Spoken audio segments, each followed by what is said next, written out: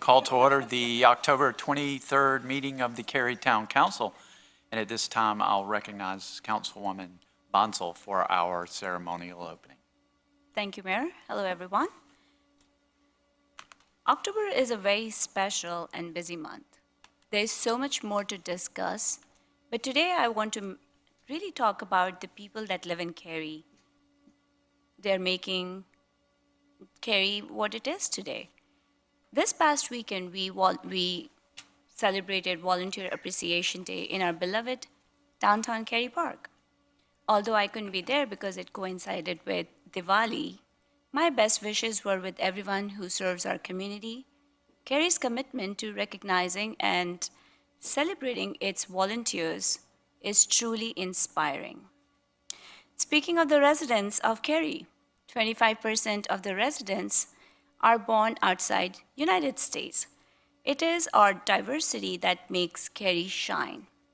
Just this month, our very own Mayor Harold Weinbrecht and Morrisville Mayor T.J. Cawley went viral in India for their dance performance in Humsab at Cookabooth.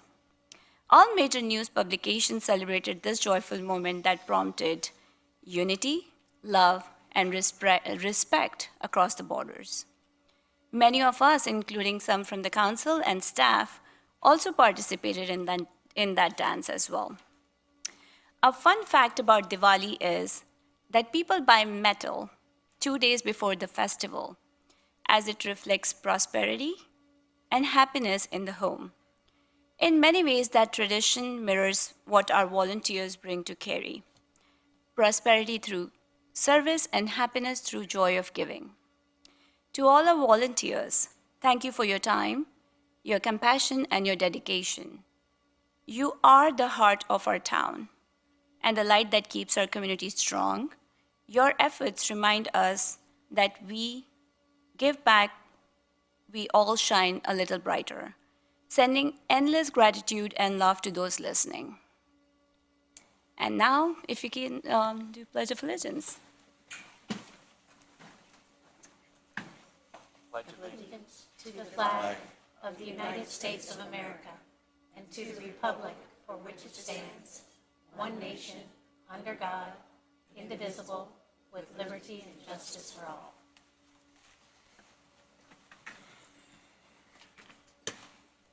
First order of business is the adoption of the agenda. There's been a request to remove item 22 REZ 20, Alston Commons PDP, from today's agenda. Per the applicant, the owners are continuing to work on details associated with the development contract and need additional time before the case is ready to be heard.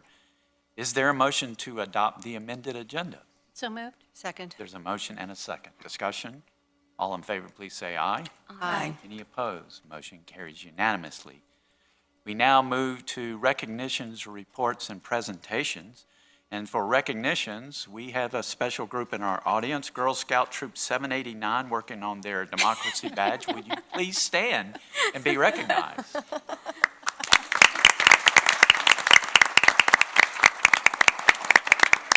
Thank you so much for being here. Our first presentation is the Cybersecurity Awareness Month proclamation, read by Councilmember Bush. Thank you, Mayor. This is one of my most favorite months besides all of the holidays. It's Cybersecurity Awareness Month, and nobody gets more excited than I do. Normally, I come up to the front and I have a proclamation, but this time I thought I'd step back and remind everyone about why I get up once a year to talk about cybersecurity. There are a number of threats that are now, I used to talk about it, say, oh, did anybody ever get a phishing scam, or did anyone ever get their identity hijacked? And every once in a while, somebody might raise their hand. But at Scam Jam a couple of weeks ago, which was a targeted and focused scam prevention done by the Secretary of State, Elaine Marshall, and the Insurance Department, as well as Department of Justice, was to help senior citizens understand that they're vulnerable to being defrauded out of their money. And it's not just them. I think it was last week, there was a story about an 86-year-old grandmother in New York City who lost her entire $700,000 life savings to cyber criminals who tricked her for months and put fake pop-ups on her screen and on her computer and impersonated bank officials. You may have even received a text message that says, hey, I'd like to buy your house, right? Or, your UPS delivery is going to be late. Click here. Those aren't from the people that you think they're from. And cybercrime is now expected to cost nearly $10 trillion globally by the end of this year. $10 trillion globally. And it's not just coming to us. Our kids, 60% of our kids now are online, and they're using social media, and they've witnessed things like cyberbullying, and they may have even been victims themselves. And they can accidentally download something that they think it very well might be a game, but is actually malware. And this free game access is actually going into their phones and looking up information about you. So when we talk about cybersecurity, we're really talking about protecting everyone, because we are as safe, just like as we say that safety is a shared responsibility, cybersecurity is absolutely a shared responsibility.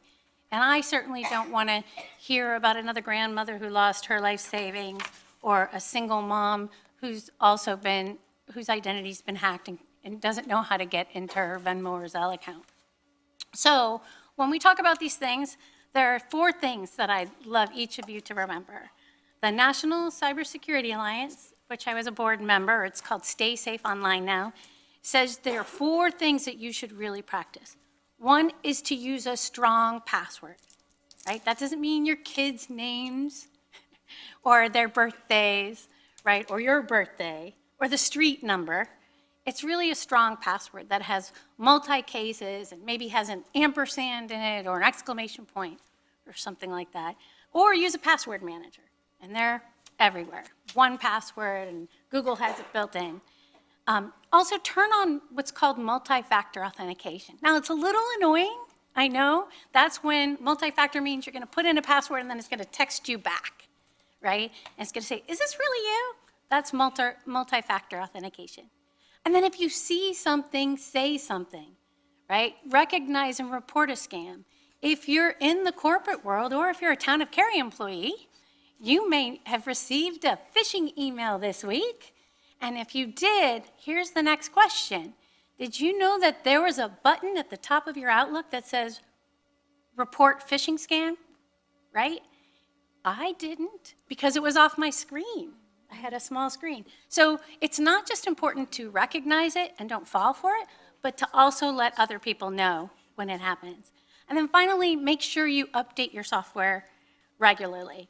I saw a friend of mine the other day with their iPhone who had 780 updates that were required on their iPhone. Oh, wow. Right? Like, I'm not going to do that. You need to do that because a lot of those updates are really important to protect you.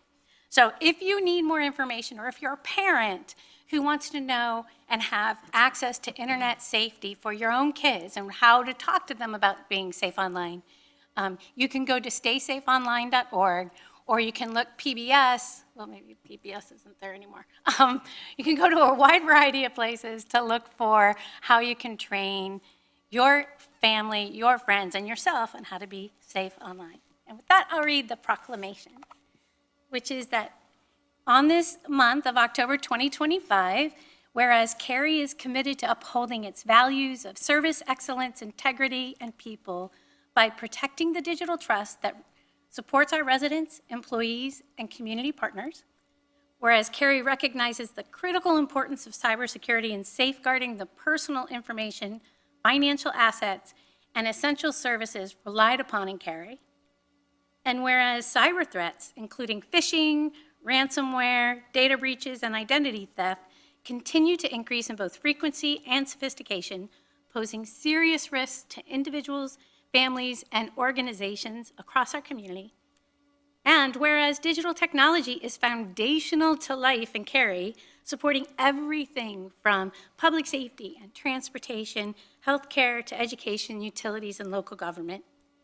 And whereas Cary recognizes that cyber threats are not only global, but are local, and they target municipalities, our critical infrastructure, community services that residents depend on every day, and these threats can disrupt the systems and the services that people rely on, from emergency response, financial management, to utilities and community programs that impact the safety, reliability, and well-being of our community. And whereas cybersecurity incidents continue to rise across government sectors, with federal agencies reporting over 32,000 information security incidents last year, and nearly a 10% increase from the prior year. And research indicates that more than 70% of US government websites have experienced data breaches. These trends demonstrate that public institutions at all levels are frequent targets of cyber attacks, and it underscores the importance of vigilance and investment in cybersecurity in municipalities. Whereas Cary is committed to securing its own infrastructure, protecting the data that is entrusted to us by residents, and ensuring continuity of critical public services, Cary strives to follow the cybersecurity best practices to reduce risk and prevent service interruptions.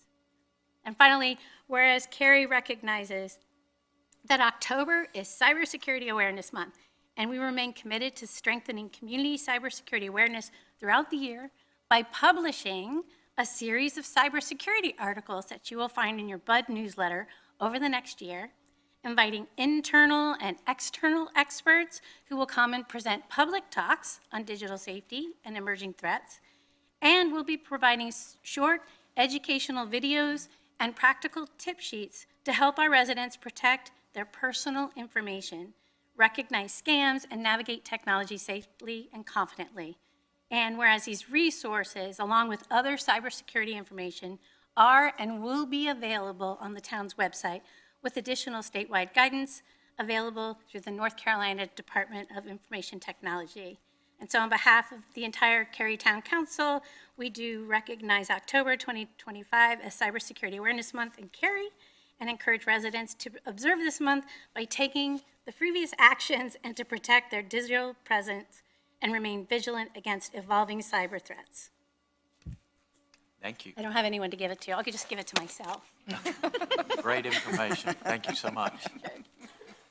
All right, our second presentation is the Diwali proclamation, and I'll invite Councilwoman Bonsall to meet representatives of the SV Temple at the podium for the reading.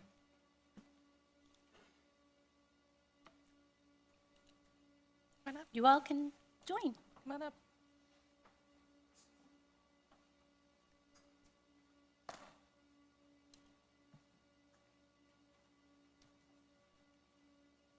SV Temple is a spiritual and cultural hub in Cary, bringing the community together through religious events, youth programs, and festivals.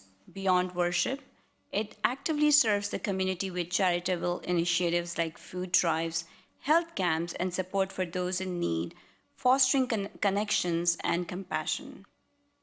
Today, I have the SV Temple board with me, so we welcome you to the chamber, and I'm going to read the proclamation for Diwali now.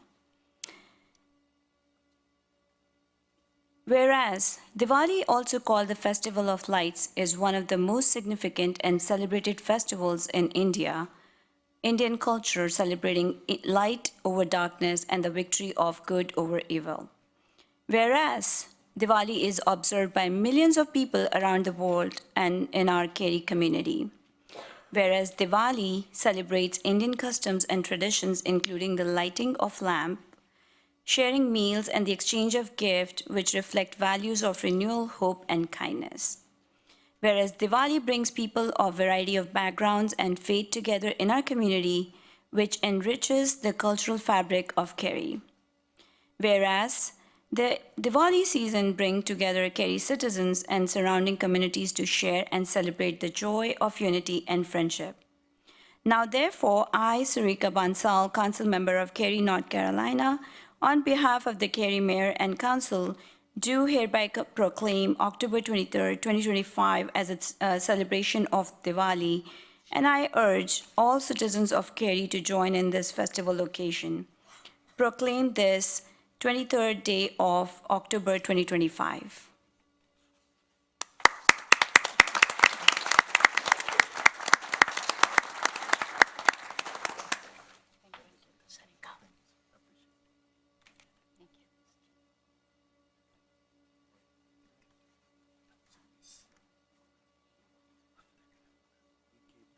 Yes. I want to thank the SV board for being here. I think one of my first items that I looked at as a committee member in the early 2000s was to put a sign on Chapel Hill Road for the house that used to be the SV Temple. That's how far you've come. You've come a long ways. Maybe before some of you were born, I don't even know. But it's such a beautiful campus now and a great place of worship, a great place of community gathering. So you've come a long ways, and thank you so much for presenting that to them. Thank you, Mayor. Okay, next, our third presentation is Cary Band Day Proclamation, and I'll invite the director and members of the band to join me at the podium.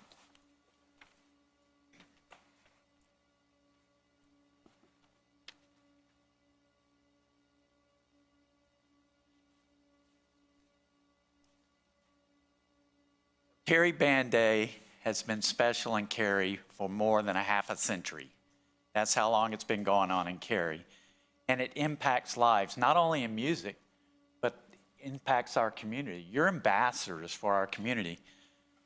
Jennifer, Bryson Robinson would not be here if it wasn't for Cary Band Day, right? True. My first time coming to Cary was for Cary Band Day. So there you go. There's one example right there. And then we have Michelle Craig's son is in the Cary Band right now.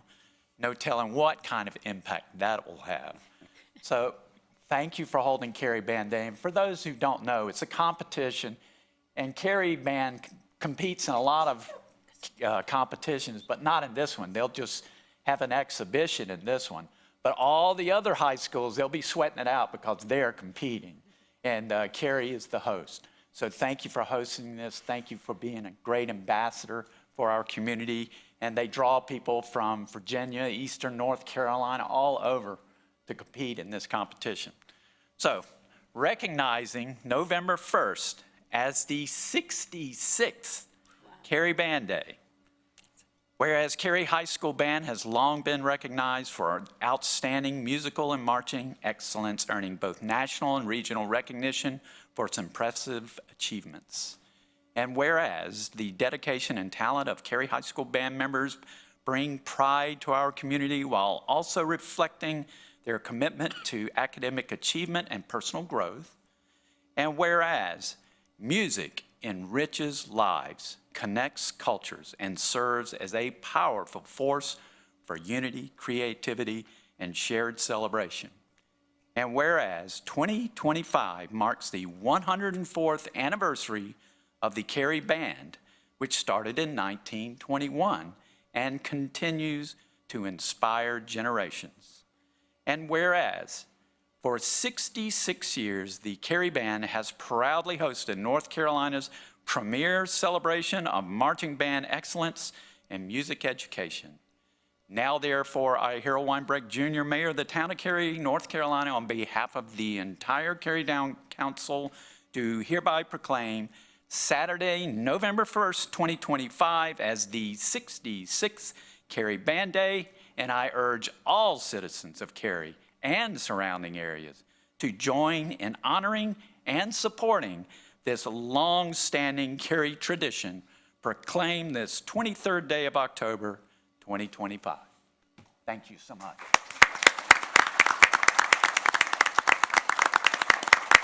Now we have a special treat. We get to hear from the band members. Hello, everyone. My name is Bonnie Smith, and this is my second year serving as Cary's drum major. My name is Claire Wilson, and this is also my first year serving as drum major. We are proud to be able to accept this year's proclamation on behalf of the Cary Band. For those of you who don't know, this year's show is called Concrete Canvas. It is an exploration into the mind of a graffiti artist. This show has won us numerous awards this season, as well as Grand Champion Awards last weekend at the Cape Fear Cult Classic competition. And for those non-marching band folks in the audience, that's a big deal. For 66 years, Cary Band Day has hosted the premier competition, or Cary Band has hosted the premier competition in the state of North Carolina, bringing in musicians from all over our state and surrounding states. Visiting Cary and performing on Cooper Field is a highlight of their season. So while we're up here, we would like to invite you to attend this year's Cary Band Day. Every contribution counts to our band. It's our biggest event of the year, and this is how we generate funds for our program. Without it, the magic you see on the field and on the stage would not happen. Thank you for your continued support of the Cary High School Marching Band.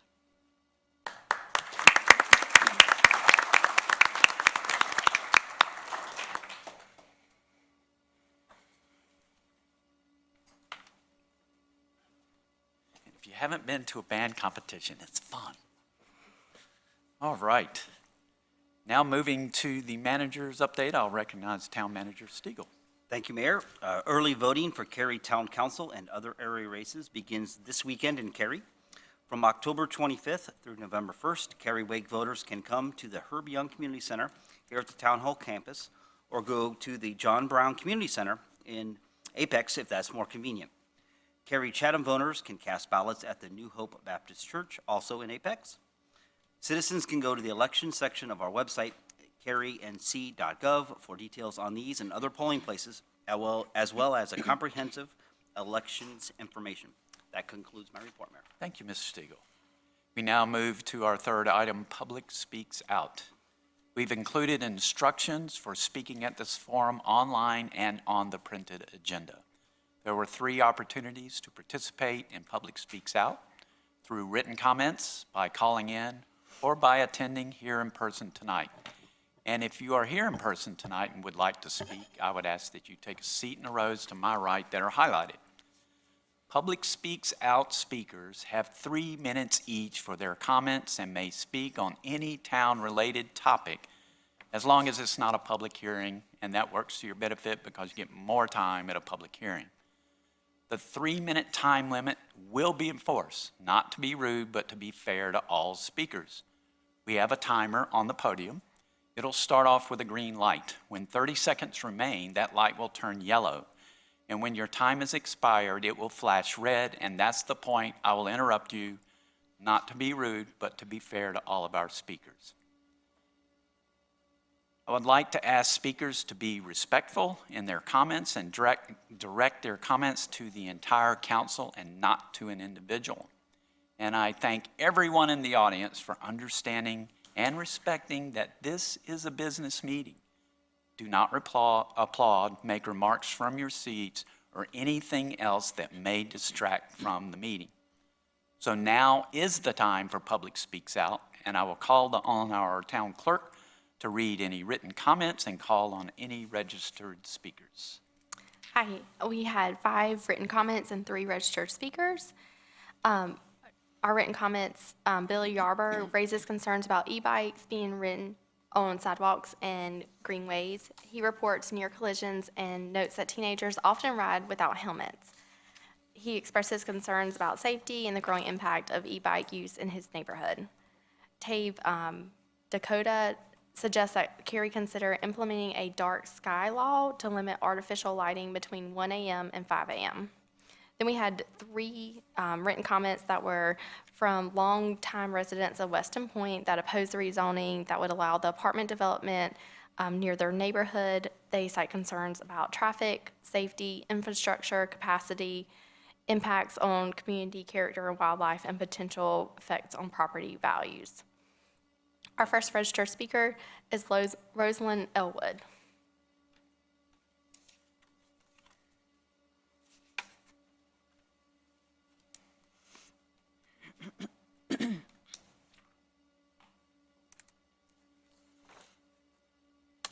Hi, my name is Rosalind. I'm speaking about the Calix Senior Living rezoning applicant. My purpose in speaking is because Calix Senior Living Development have consistently refused to consider any and all of the Melody Lane community's major concerns. Their massive concrete monolith plans are too large for the tract beside our wells and septics. It will undoubtedly have catastrophic impacts upon our wells and septics and privacy. They've consistently refused to acknowledge the hydrogeologic facts and deny culpability for any damages. We've consulted several hydrogeologists and engineers and met in person with the director of Wake County Water Quality for wells and septics. One of these hydrogeologists laughed when I shared that Calix told us that their own geological survey proved that it wouldn't affect our wells and septics. Calix offered to email us this geological survey, but has denied to do so despite several follow-up emails from us. April 30th, we met with the Calix team and expressed our serious concerns. We were told they would consider a 75-foot buffer, among other things. We provided emails, we followed up and provided our emails, which were completely ignored for months. There's a distinct pattern of obfuscation, delays, and denials. We finally obtained a second meeting on the site, October 10th, with the CEO, attorney, and civil engineer, along with 14 homeowners. Once again, we asked for concessions. We asked for a 100-foot buffer, and for them to consider moving the greenway to the west portion of the track, a building design that makes a smaller footprint, a smaller concrete footprint. Most significantly, we requested a contingency fund to assist providing us with reliable water and sewer when our wells and septics are destroyed. Across the board, everything was dismissed and refused, despite them saying repeatedly that they wanted to be good neighbors. Instead, the plan remains as a sprawling concrete monolith with a 50-foot cleared buffer containing the greenway within it just north of our property lines. Despite the promised geological survey, we still have not received this after several emails. Thank you. Thank you. Our next registered speaker is David Christensen.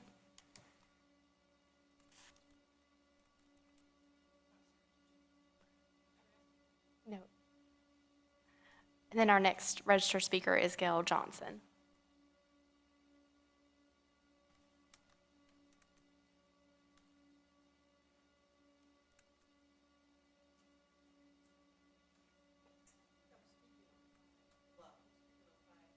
Okay, that sounds great. We'll call you back.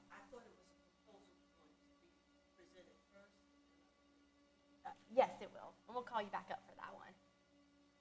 So no additional registered speakers. Okay, if you're here in the audience and would like to speak at Public Speaks Out, anything that's not a public hearing, now's your opportunity.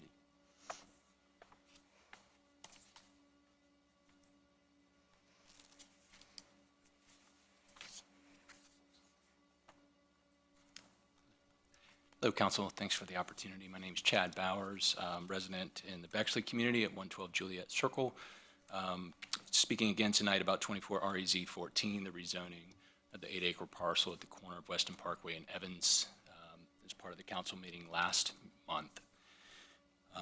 At that meeting, several of you had said this proposal needed to go back to the drawing board, that the transitions weren't right, and that this felt more like a redevelopment than a rezoning. And you're right.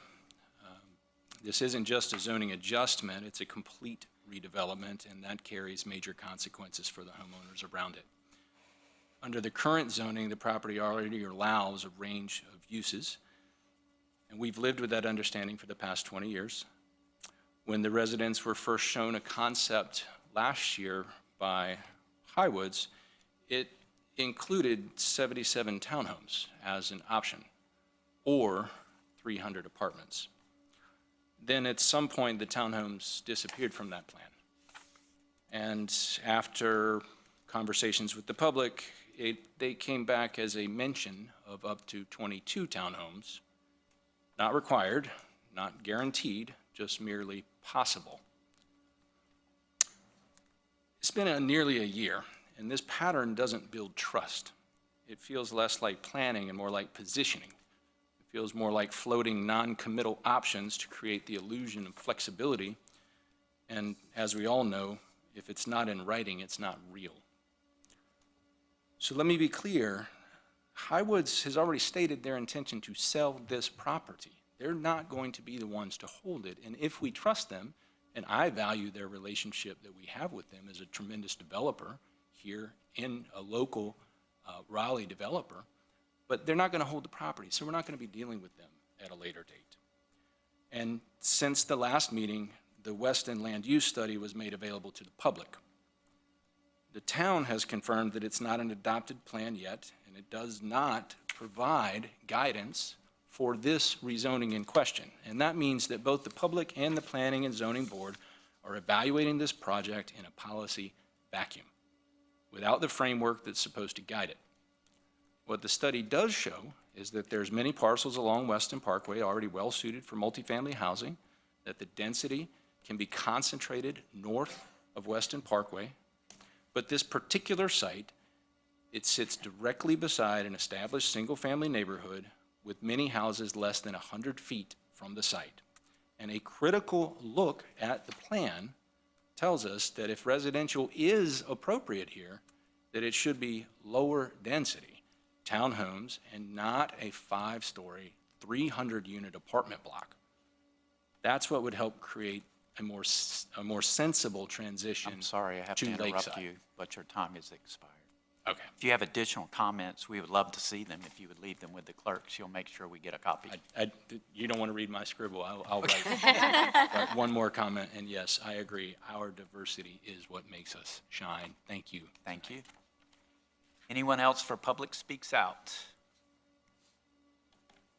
Seeing no one, I'll close Public Speaks Out. And we move to the consent agenda, which is item 4, if you're following along. For the benefit of people watching our meeting on TV or some streaming service, I'll take a moment to review the consent agenda items. Please know that one vote approves all of these items. On consent, we have minutes for approval, bid award for the Go Cary Downtown Multimodal Transit Center Building Demolition Project, 25A02 Farrell Road Assemblage Annexation, disposal of surplus property. Would council members like any of these items pull for discussion? If not, I would entertain a motion to approve the consent agenda. So moved. Second. There's a motion and a second. Discussion? All in favor, please say aye. Aye. Any opposed? Motion carries unanimously. That takes us to public hearings. Our first public hearing is 25 REZ 08, which is at 8732 Green Level Church Road. Principal Planner Aaron Puckett will introduce the item. Council will not take action on this item tonight, but it will be referred to the Planning and Zoning Board for their review and recommendation, and will return to council in a few months for action. Ms. Puckett. Thank you, Mayor, and good evening, Council. This is a request to rezone approximately 3.31 acres located at 8732 Green Level Church Road. The site is located east of Green Level Church Road and south of the existing stub of Nautilus Place, which is in the Toscana subdivision. There are no overhead power lines along Nautilus Place. According to Cary's GIS data, the site does not appear to be impacted by stream buffers, but field determination of such features will occur at the time of development plan review. The Parks, Recreation, and Cultural Resources Master Plan does not indicate any greenway corridors planned within or directly adjacent to the site. A street side trail is proposed along both Green Level Church Road and Mills Farm Road to the west. Thomas Brooks Park is also located about 0.3 miles northeast of the property. Green Level Church Road is a thoroughfare located west of the site, and Mills Farm Road is a proposed collector southwest of the site. Nautilus Place, the only public street directly connecting to this site, is a local street. The current zoning of the site is Residential 40, or R40, and the applicant proposes rezoning to Residential 12 Conditional Use, or R12CU.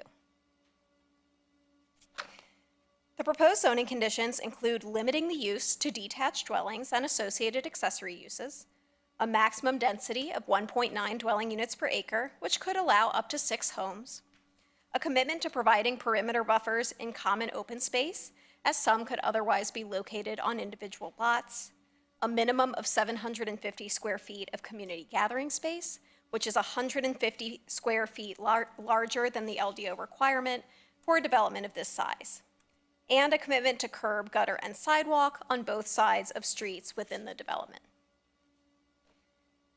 Staff has evaluated the requested rezoning against the Imagine Cary Community Plan. As shown by the blue star, the site is located within the Green Level Special Planning Area, neighborhoods east of Flat Branch sub-area.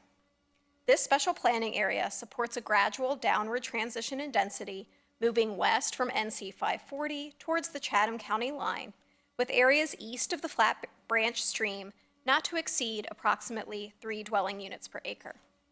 Additional policy guidance includes clustered subdivision design and a predominant land use of detached dwellings.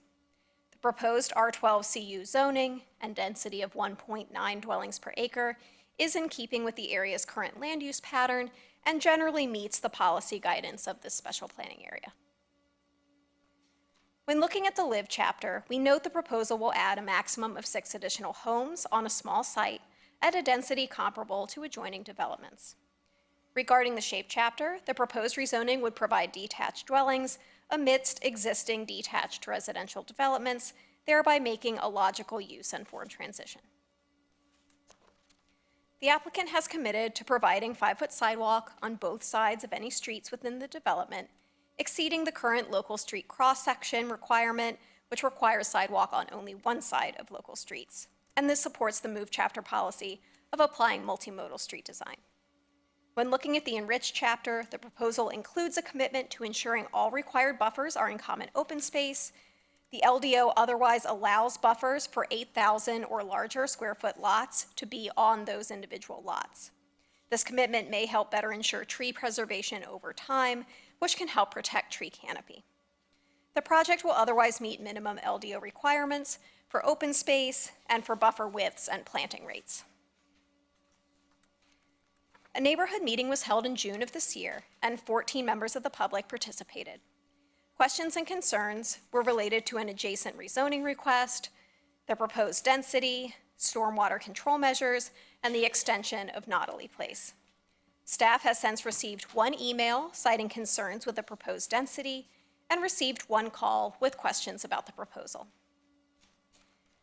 Staff mailed notice of the public hearing to property owners within 800 feet of the subject site, which exceeds both state and Cary's LDO requirements for notice, and staff also posted a sign on the subject site. This concludes my presentation. Randy Miller, the applicant's representative, is available to provide comments, and following the public hearing, I'm available for questions. Thank you, Ms. Puck. Mr. Miller?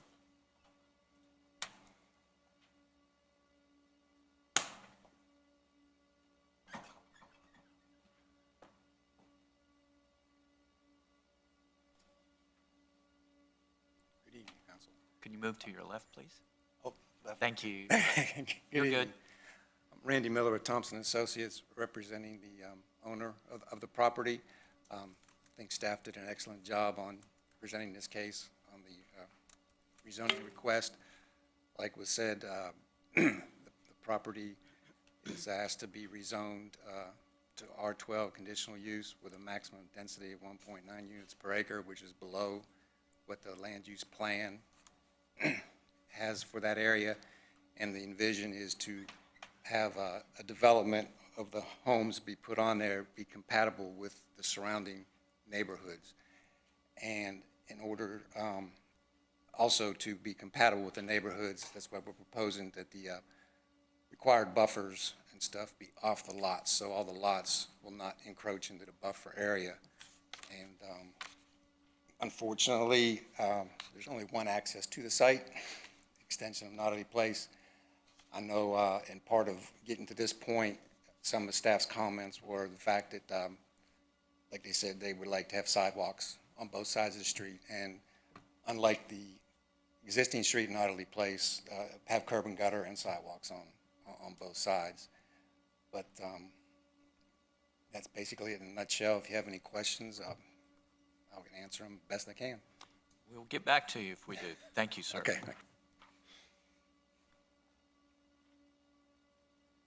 So now is the time for the public hearing for 25 REZ08. And first, I'll call on the clerk to read any written comments and call on any registered speakers. We had one written comment. Ottoman, I would, submitted a comment about his objection to changing the zoning and said it was inconsistent with the neighborhood, will cause significant congestion, and will damage property value. And then for our registered speaker, we had the one, Gail Johnson. Ms. Johnson?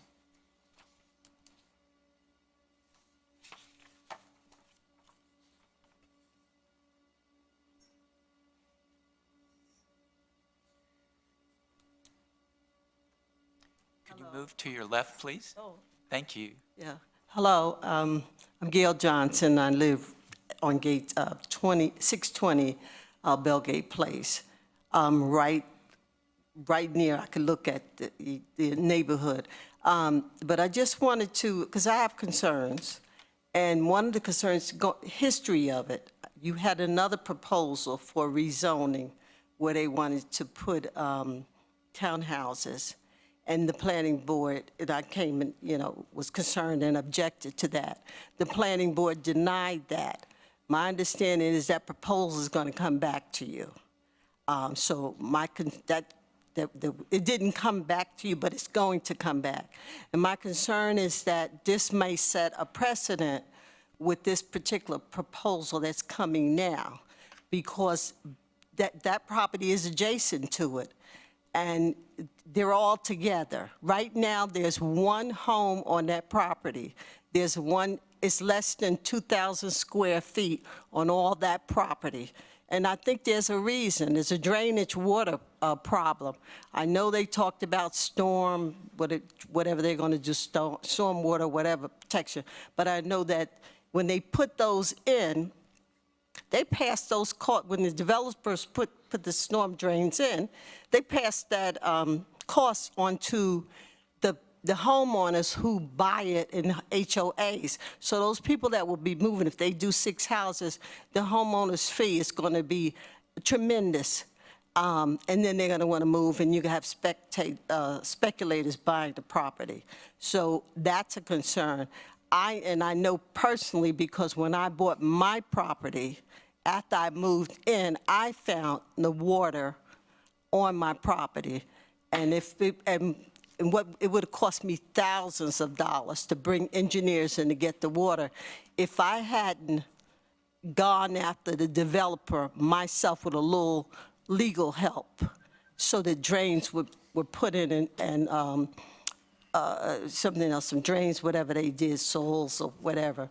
But I know that those people will have that. So I'm kind of asking, could the town send some kind of engineering to look at that water drainage situation? They also said there's only one way out and in that property, and that's through Toscano, through Nautilus Place. Yes, and then they're going to come straight through out of the entrance, out of our entrances to get out. Right now, it's a big traffic mess coming out onto Green Level property. I know there's talk of some kind of stoplight or whatever at Thomas Park, but that won't resolve the problem that we have now of trying to get out of the property. So tremendous traffic problem. And I know that you have some rule as to how many, who can do a traffic study. But I believe if you did a traffic study, because if you're going to okay them, the other development is going to come back, and there's no traffic study going to be made. I think that there should be, because right now it's just accidents ready to happen, even with the stop sign over at Thomas Park. You can't get out. I mean, it is a problem for me, but I can kind of work my hours out of when I need to get out of the development to go to the doctor's office. But right now, the school system is bringing all these buses into our neighborhood because they can't stop on Green Level. So all the buses are coming right near me, right on my corner. I can't even get out the corner because they can't stop on Green Level. So there's a lot of problems, and maybe that's why that property only has one house on it now, because of the situation that they're in. I know about the Imagine Cary plan, but I don't think the Imagine Cary plan is for this purpose. And if it's helping, if you want this project so that you could have more housing, I don't think this is going to be, I don't think those townhouses are going to be any better, because what I'm seeing is speculators are buying them and then renting them out. So, I mean, that's like almost like you're putting apartments in. That's all I have to say. Thank you. Thank you. Any other registered speakers? No. If you're here and would like to speak at this public hearing, now's your opportunity, and I would invite you forward.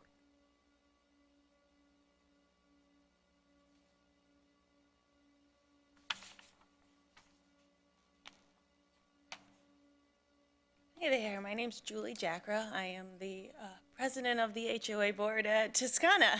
So I thank you, Gail, for your comments. They're helpful for me to hear. It's helpful just to be here. My son's getting to learn the democratic process here and listen in also. Honestly, I'm very happy to see that these are single-family homes.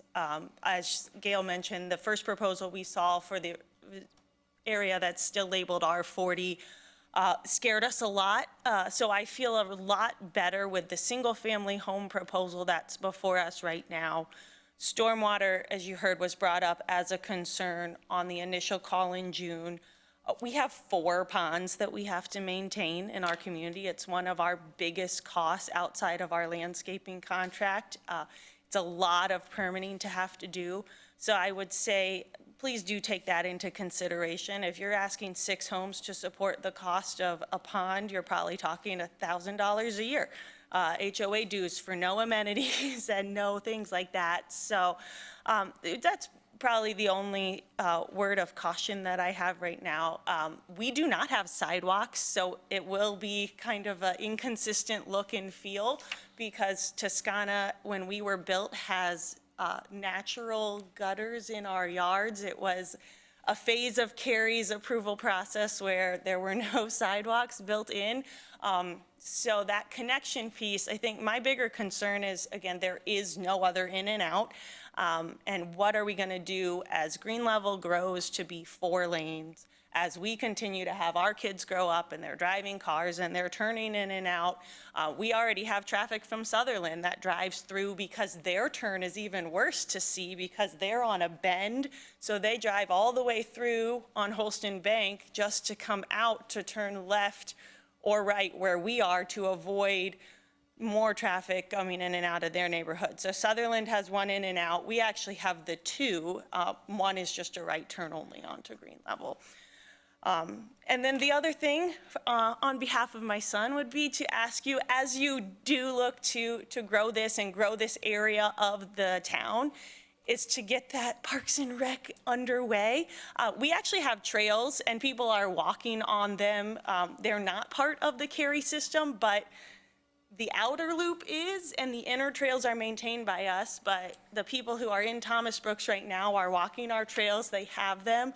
We would love to see more trails, would love to have the town come and add that to part of your Greenway map trails and just take that over because people are using it from all over. It's a great trail system. It is a lot for us to maintain and try to keep up with. So as we have more homes and more traffic on these trails, it would be a benefit to all of us who live in the area to add that to our map and our trail system, and then hopefully see either mountain bike trails or other trails developed in that area of Thomas Brooks that we already have and so love. We're there 4 days a week visiting soccer friends and all that. But really, thank you guys for doing this and appreciate all you do. Thank you. Anyone else to speak at this public hearing? Would you mind please sharing your name once again? Julie Jackra. Not a common one. Seeing no one, I'll close the public hearing. And before, There's one more. that's the applicant? Yeah. I don't know. We can call you back if we have questions. Okay? Ms. Puckett can come up. And I want to thank our speakers for speaking this evening and being here this evening. Your input is very valuable. I do want to address some of the things I heard. And by the way, any question you have in this process, and I'll talk about this process later, Erin Puckett is your liaison, and she'll have the latest and greatest information, so make sure you stay in touch with her. We talked about, or I heard stormwater, and Cary requires a 100-year stormwater event, or 100-year storm event. So they've got to be able to handle that. Am I correct? Right. And so that should help in most cases with flooding. Traffic studies, I want to be clear about traffic studies. We just had a talk on traffic studies. Traffic studies provides information. It does not require improvements. So we could have the information and ask the developer to do something, and they could just say no. So traffic studies just provide information, and we have estimates that could give us information. So I just wanted to be clear about traffic studies. And then I heard comments from both of our speakers about if we want this project, as we grow this area, please understand it's not we. The property owners are the applicants. They are the ones proposing. We evaluate based on the Cary Community Plan that was created by citizens, not by us. And so we're trying to see if it matches the citizens' plan of what they want to see in that area. And so that's what the advisory board is going to do. That's what staff has done. They've shown you some of that. And that's what we'll eventually do. But a big part of that process is your input. So thank you for that input. And I'm going to stop at that and open it up to my council members. That's your district, right? Ms. Bonsall, you may want to speak on this. Yeah, thank you. So first of all, I really want to thank Gail and Julie to come out and speak at the council meeting. It's very important to hear it's very important to hear directly from the residents, and it makes more sense when you share your daily challenges. One of the things I want to share with the council, because I live there and my daughter does horseback riding, which is right across from this neighborhood, the traffic is extremely fast on this strip. And it is almost impossible to get in and out of any of these neighborhoods, Sutherland, Toscana, and Woodland.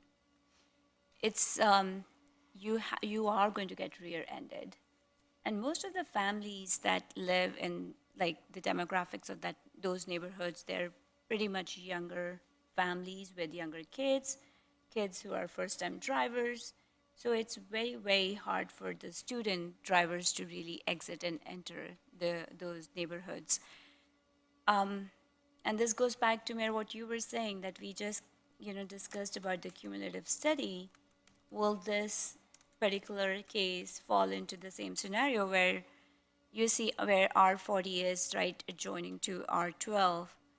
That's exactly the area that's going to be up at for rezoning. So can we look at this together and see what would be the impact? That would be my request, because we really have to do something for traffic calming on that strip. But again, it's just information. It does not require. No, I know. And so I don't know want to what give, the- I don't want to give false hope to anybody. We can get all the information in the world, and all they have to do is say, no, not doing it. I understand. I understand what you're saying, but, this is a challenge that I'm sharing on behalf of the residents. And this is constantly, if you go to those neighborhoods, this is one thing that would come up in every conversation. And what I would rather see is there any criteria for traffic signals evaluated by us or DOT? That's what I was wondering. Yeah, Future? are there any warrant studies for Yeah. any of these neighborhoods That's where it's on gonna Green s- Level Church? You mean for the existing neighborhoods? For the existing neighborhoods, if That are- it's that bad, have we gone out and studied these intersections to see if they meet warrants? I don't believe we have. I'm going to glance toward transportation, but I'm not aware of any recent studies that Okay. we have. I would suggest that we take up Ms. Benzal's recommendation to study these intersections and see if we can talk to NCDOT about having any of these intersections studied to see if they meet warrants for a signal. And just to be clear, for those that are here, NCDOT owns road, NCDOT looks at the criteria, and NCDOT decides whether or not traffic signals go in. All we can do is collect it. All we can and do say, is Mother, may I? could you look at this? We can advocate on behalf of the citizens, Yes. and I think that's exactly what we're doing. Yep. That's the right thing to do. But I think, and just from a project perspective, it's a single-family home. I don't have any questions or issue with this at Okay. this point. I have a couple of questions. Sure. but- Okay, so just to reiterate, this was the area we used to call the Conservation District, right? Where it had swales and no sidewalks. It was a It was a nice exercise in. Nice idea. It was a nice idea that didn't really pan out. pan out. So we'll have a neighborhood in the old conservation district looking feel that connects to a neighborhood with sidewalks and curb and gutter. Do we have that anywhere else? I mean, what does that look and feel like? How do we do the transition? Like, I'm just curious. Yeah, and we would need to research and see if there's anywhere where this has specifically happened, that, we've had the new design feed into that older no curb and gutter design. That's something we could look into. In terms of how we facilitate that transition, where it connects, that would be something that would be evaluated at time of development plan. Understanding that the extension of Nautilus Place could, in the future, extend further. So for example, if that R40 assemblage to the west were to get rezoned and redeveloped, the other thinking was, this road is not just going to come in cul-de-sac, it's not just going to be sidewalk on, 100 linear feet of road, it could That's potentially exactly become what a longer connection. in the Right, that's future. exactly where I was going is, what does that look and feel? Obviously, we've changed our standards. We know that it's going to be this. Like, Right. the next question is, if I lived in that neighborhood and I walked through that new neighborhood, should it happen, I would then want sidewalks and curb and gutter, right? And that, it just sets up unfortunately, and, us versus them. And I don't want that to happen either. I just want to be really clear, anyone that might potentially live there, it would be a bit confusing, right? Why did they get it? And these are all town streets, right? Nottely is a town-owned street, Correct. correct? Okay, so that was one of the questions. The density of the abutting neighborhood is basically the same, is that correct? Yes, so actually, I've got an exhibit I can pull up if it's helpful. This was in your staff report as well, but this sort of shows the surrounding densities. So Sutherland is the lowest of all of the surrounding densities, but this would be at 1.9 at the maximum. So relatively similar to what's to the north and the east.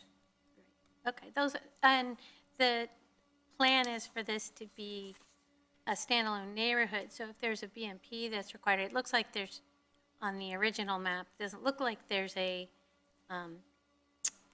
stream, but if they need to put a BMP, that would also be done at site plan?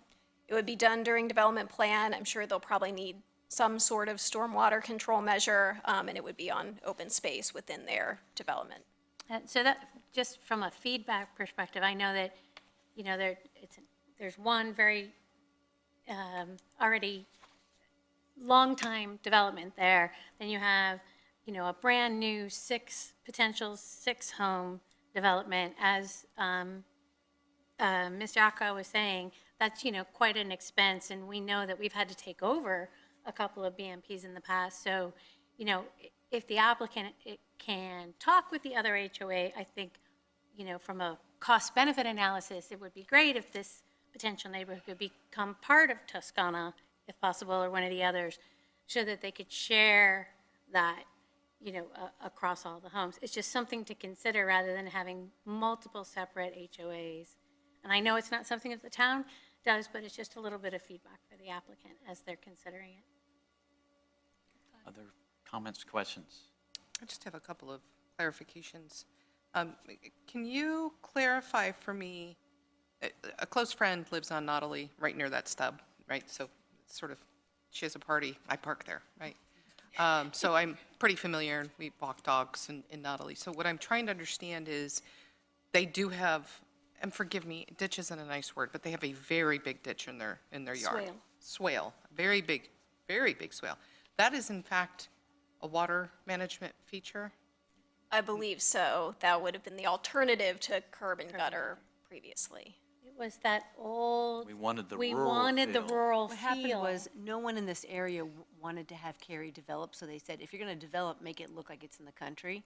Yep. So our planning department recommended that we have this country-like Okay. rural cross-section. And we signed off on it. We signed off on it. We thought, okay, let's give Sounds this like a a good go. idea. And then what we didn't know is that we pictured like country developments, but what happened is you got suburbs with this road With treatment. with the With the swale. swale. Okay. Right, and so then it's, after some point, we're like, enough is enough. Let's get sidewalks and curb and gutter back in. And people said, why don't I get sidewalks and curb Yeah, and when gutter? am The I next gonna thing get to happen is sidewalks? when is Yeah. I get sidewalks. So That's the with- next Yeah. question. So with it connecting to the stub, how does that work that now there's curb and gutter? Where's That's that what she was water? asking. That was my question. Where's it going? Well, I Oh, think, you put it underground. And, so it's really just to let it sink down into the ground in a, No, they create a stormwater System. system that'll take it out, just like all of our curb and gutter here. The swale out is to where? above. To a neighborhood that doesn't have curb and gutter? no, no. to the sewer system. Just, the swale is just the sewer system above ground. That's what I'm asking. So if the But- current sewer system is above ground, how does now the underground sewer system? Connect. Stormwater system, not sewer Stormwater system just connects it. So the stormwater goes into the swales. I don't think so. Yeah. Am I not saying this clearly? I'm Does just, some engineer from our staff want to address this? Look at Russ, he's like, He said, no, thank you. They'll connect. yeah, they all connect. That's the answer. They'll connect. Can you repeat the question? so if the neighborhoods that are there, and that my understanding is this is both sides, I'm only familiar with Tuscana, they've got swales Yes. instead of what would be a traditional gutter. Yes. And so if this neighborhood puts in traditional curb and gutter, where does the stormwater go? You'd And we've got the situation in a lot of places where you've got widening that we've either done adjacent to widening that hasn't been done, and depending on topography, it'll either come from their site into their swale or go from their site into a pipe. Oh. They would then build that would be largely under the curb and gutter and then connect to a storm drainage system. Thank you. So depending on the topography, it's even possible that water from Toscana could go into this new neighborhood. I'm not familiar with the topography, but yes, that's possible, Okay, thank you. depending on which way it flows. I just could not wrap my brain around how that curb and gutter would work there. I just want to also say, I was really pleased, and I know that the sidewalks won't be connecting to it as existing sidewalks. I was very pleased to see sidewalks included as a condition on a rezoning. I would love to see more of that, because that is, I think of all the things I hear from residents, does anybody here request for anything more than sidewalks? I don't think, it's the thing. So I just wanted to make sure to point out how most excellent I thought that was. And then, just really quickly, the buffer, what is the width of the buffer that's required? So as of today, it's completely surrounded by other similar single-family detached development, which would only Oh, I'm sorry, occur- I meant the stream buffer. Oh, So the there's- stream buffer. Yes, I'm sorry, yes. There's not a stream buffer on this site according to our GIS. There may be a stream shown on our maps, and if there is, they would have to get a Okay. determination at time of development plan and figure that out. We don't have a stream buffer. I misunderstood that. So the gathering, or the open area will be also the buffer, as in the buffer between the neighborhood and adjacent? Right, the perimeter buffers in between the neighborhoods would have to be on common open space. Thank you, I appreciate it. That's all my questions. But that's not the same land as the 750 square feet of gathering. Correct, so the perimeter buffers would not count toward the gathering space. That would have to be an actual Okay. gathering space. Well, I think one thing that we often see when you get down to smaller parcels of land are people shoehorning a lot of development onto the site. And so I really appreciate the developer coming in with lot sizes that are like the neighboring developments. I think this is really nice, and I agree with Carissa. I think it's wonderful that they're putting in the sidewalk on both sides of the street and doing a 750 square foot community gathering space for just 6 lots. There's a lot of pluses to this development. I'm not as worried about the flooding off of the site for the reason that the mayor mentioned, that we have really high stormwater standards. So I'm very pleased with this. And the follow-up on the storm water standards, they weren't always that way. We had none in 2000, then we went to 5-year, then 10-year, then, I can't remember. 100 now. 20-year, and now we're at 100 years. So we're trying to adjust to climate change where the stormwater mitigation really matters, so. Yeah. Yeah, I agree. I think this is the first time one has come in that normally you have a give and take and a back and forth, and, well, I wish you could do this, well, I wish you could do this. Well, this one came in with a lot of good intention, which I really appreciate the authenticity and the intention aligned with it.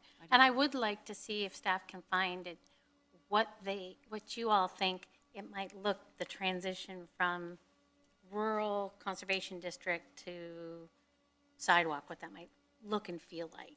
I would imagine that you have this like a ramp at the end that runs perpendicular to the sidewalk, and then, you know what I mean, like, just like you would finish off a sidewalk. Yes, So, I'm curious yeah. of how that looks. Yeah, it'll be fine. Yeah, I'm sure. Well, and they have, in Toscana, they have walking paths. So it's not as though they don't have anywhere you can walk. It's just not Yeah. lining on the streets. So Right. maybe it could be, at some point, become a path. Yeah. Other questions, comments? So this will go to our Planning and Zoning Board. That's an advisory board, and what they do is determine if this matches the Cary Community Plan, which I mentioned earlier. Their decision is a recommendation. It's not a binding decision. So all it is a recommendation. So then it'll come back to council in a few months. And at that time, council will evaluate the citizen input, the staff input, the advisory board input, and make a decision at that time. Until then, I would invite you to work with the applicant on any concerns. I would also, if you have any questions, please contact Erin Puckett. Like I said earlier, she will have the latest and greatest information, more than we would. But you're always invited to contact us with any questions or information. We'll get those answers to you. And you're invited to come back to each and every meeting. You can come back at any meeting and talk on any topic you would like. So thank you so much for being here. Thank you. All right, we will move to our second public hearing, 25A07 Wesley Manor. Principal Planner Rachel Smith will introduce the item, and council may take action. Smith. Yes, good evening, council. The owners of approximately .7 acres located at the northwest corner of High House Road and Bay Oak Drive have petitioned for annexation. The request also includes .42 acres of intervening right-of-way along Bay Oak Drive for a total annexation area of 1.12 acres. The property is currently located in Cary's extraterritorial jurisdiction and was rezoned to residential 12 conditional use in March. Annexation is being requested in order to connect to Cary utilities for the development of up to 2 detached dwellings. Following tonight's public hearing, council may take action on the proposed annexation. This concludes staff's presentation, and I will be available for questions following the public hearing. Thank you, Ms. Smith. So now's the time for the public hearing for 25A07 Wesley Manor. And first, I'll call on the clerk to read any written comments or call on any registered speakers. No written comments and no registered speakers. If you're in the audience and would like to speak at this public hearing, now is your opportunity. Anyone to speak at this public hearing? Seeing no one, I'll close the public hearing, open it up to council members for questions, comments, or motion. I don't have any questions, so I'll make a motion to approve annexation petition 25A07. I'll second. There's a motion, second, and a third. Discussion. I think there was a fourth. All in favor, please say aye. Aye. Any opposed? Motion carries unanimously. All right, moving to our discussion items. Our first discussion item is data governance strategy policy and artificial intelligence policy review. Our CIO, Nicole Coughlin, will present this item, and council may take action. Ms. Coughlin. Good evening, Mayor and Council. I'm here to share an update with you as to where we are with our proposed data governance strategy and artificial intelligence policies. I want to start by thanking Council for initiating this important conversation on artificial intelligence policy back in January. Your leadership set the foundation for everything that has followed since. Over the past year, our team has been learning, experimenting, and engaging with experts, including workshops here in Cary, as well as at Harvard, to ensure our approach reflects best practices and Cary's values. The feedback you shared during the September work session helped shape the data governance strategy and AI policies before you today. They're grounded in strong data management and responsible AI innovation. This has truly been a one Cary effort built through cross-departmental collaboration and shared learning to ensure we move forward together with both curiosity and care.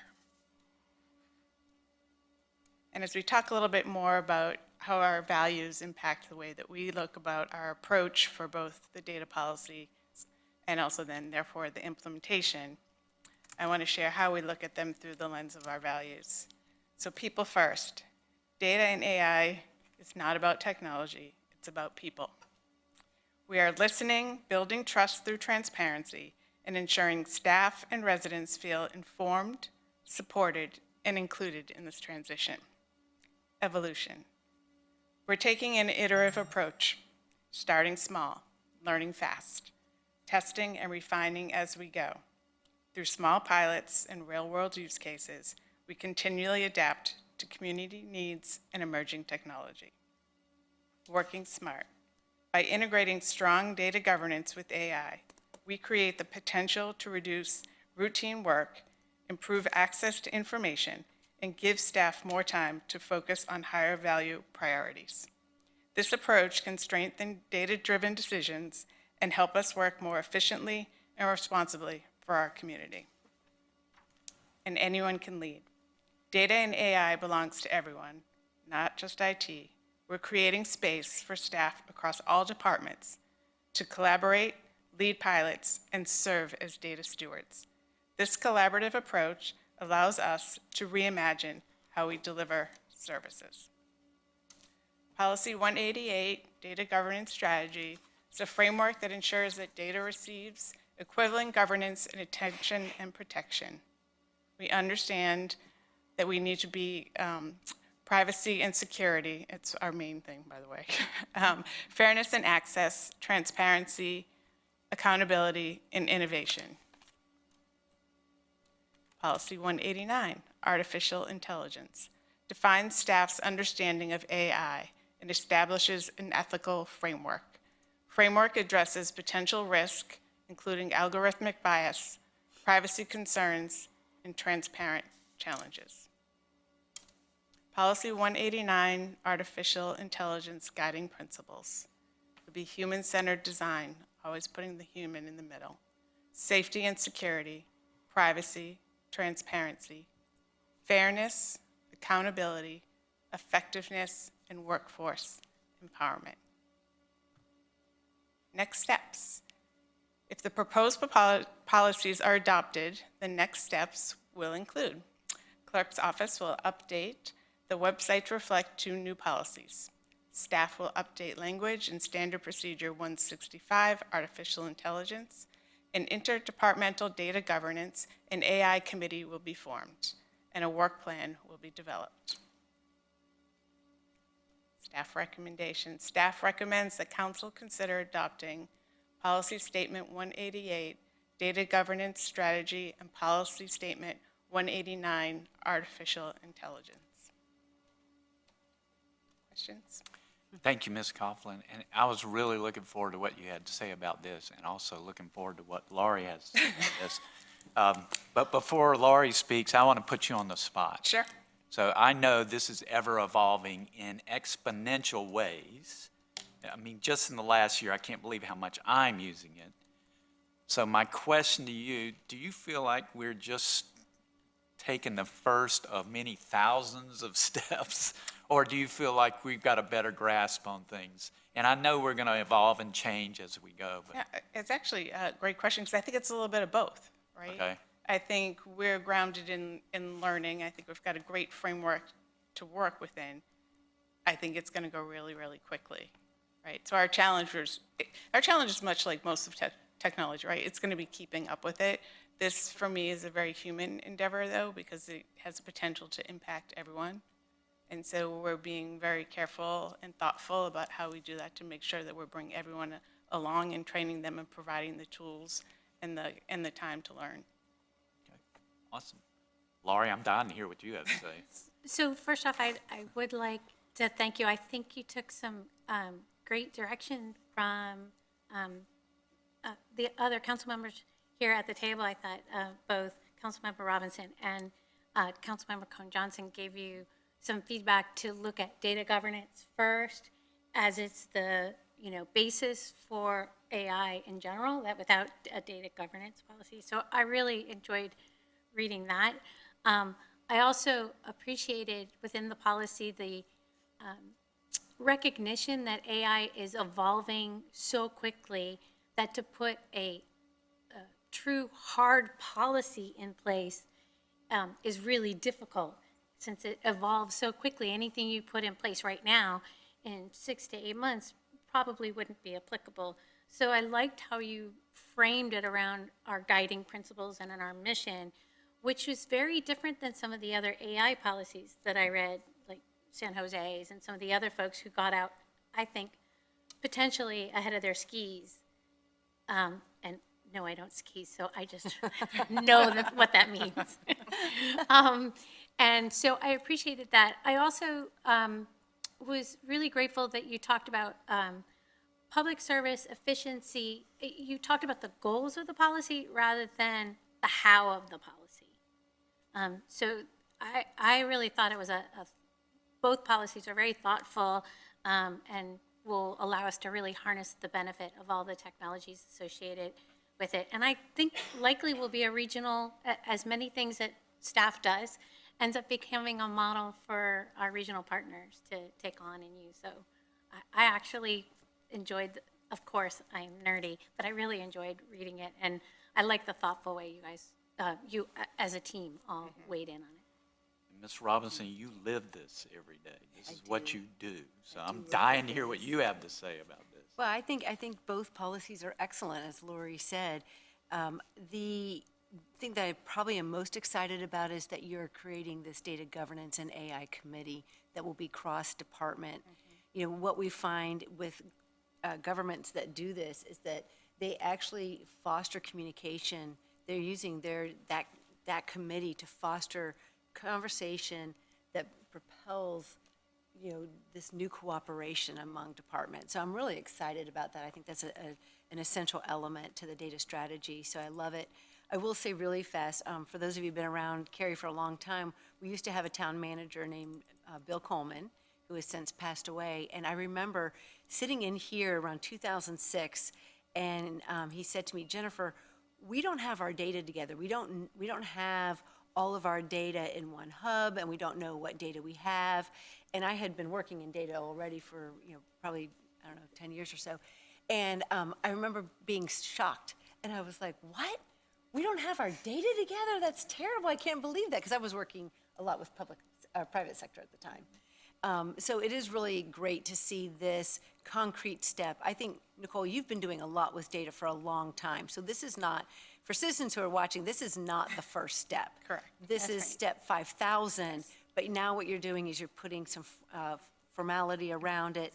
Exactly. And I love it. I love what you're doing. I will make one tiny little edit, if that's okay with you. Yeah, absolutely. On the data governance policy, you have your glossary of terms, you're defining everything. The last one is not in parallel with everything else, and I know that's a nitpicky thing. The but subject. It's, yes, subject, verb. You have just a verb. So if you can just, like, we'll approve it, but if you could just go back and just clean that up, so it's just like nice and clean. I'd Absolutely. appreciate it. It's the people who provide context and ensure data for the subject matter experts. Other comments? Can you just go back to what your next steps are from a policy, after a policy is approved? Sorry, on your timeline? You had a great Oh. graphic. Yeah, that one. So the one thing I actually didn't mention is the workshop similar to what we did with David Graham.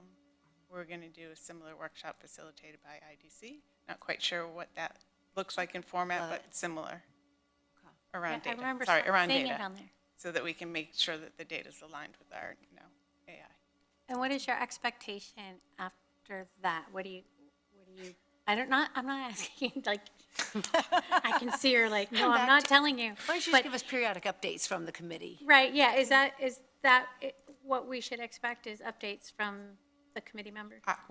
Sure, we can come back whenever you would like, and I'm happy to provide a presentation. That would be great.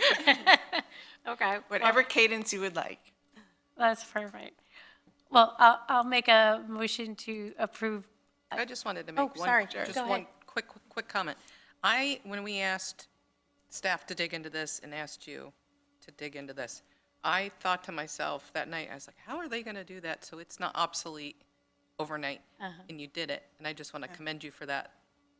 I would not have been able to figure out how to go about that as well as you did, and I just was really impressed with the fact that it's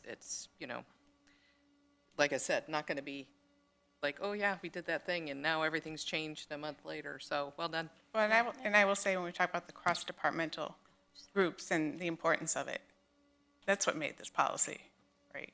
Yeah. I'm sorry, are there other Yeah, members that want to talk to? I Sorry. just want to I follow got all up and say, excited. I'm exactly where you were. I was Yeah. like, How are they going to do that? Yeah.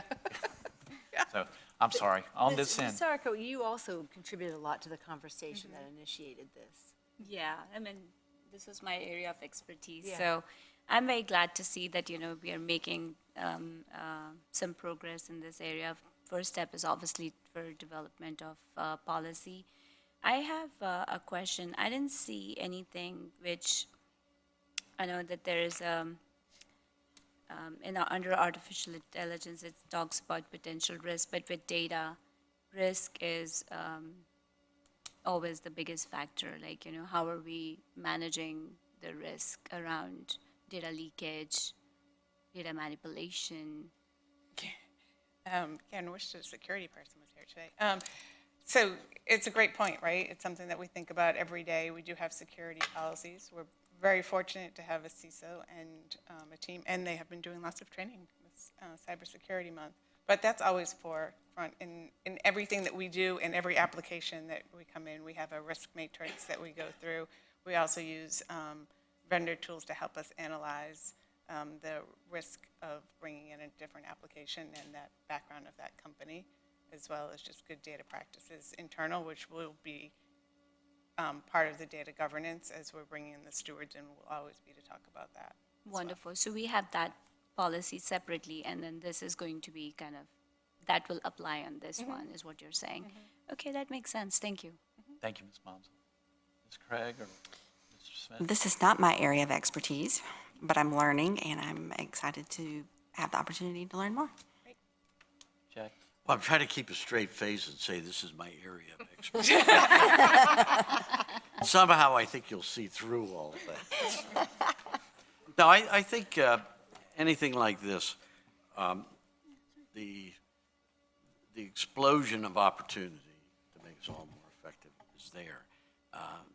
The converse to that, or the other side, is the challenges will be always great so that we don't have abuse. And what I do like is we have a kind of a culture that follows that stuff closely, and that we have great leadership in our IT area that will help us with that. So the opportunity is there, and the confidence I have is we have the organization that I think will take those challenges head on. I think, Lori, Carissa, and Jennifer, you said them all well. This will be a constant dynamic from my perspective. And, maybe we'll be at the point where we're going to have to hire a lot of my grandkids to help with this stuff. I don't know.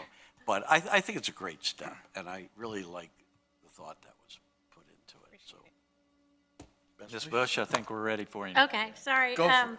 I'll make a motion to adopt the policy statement 188 and 189, data governance strategy and artificial intelligence. I'll second that. There's a motion and a second. Discussion? All in favor, please say aye. Aye. Any opposed? Motion's unanimous. Thank you, Ms. Kaufman. Thank you.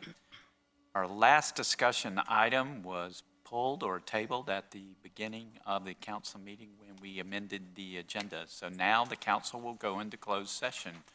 Would someone like to read a motion?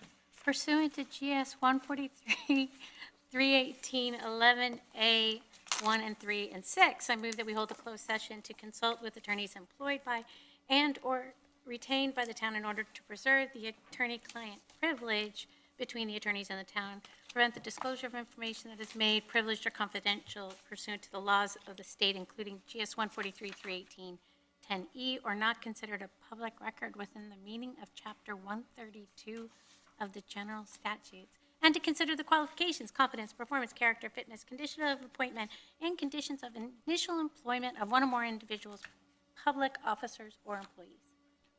Is there a second? Second. Discussion? All in favor, please say aye.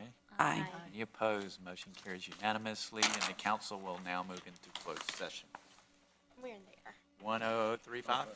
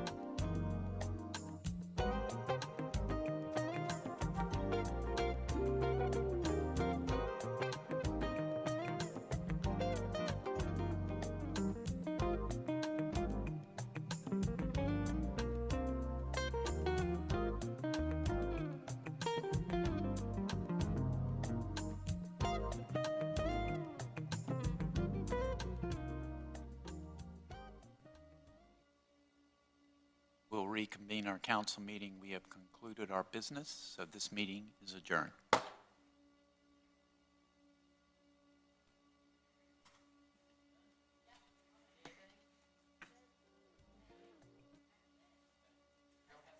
All right, take care.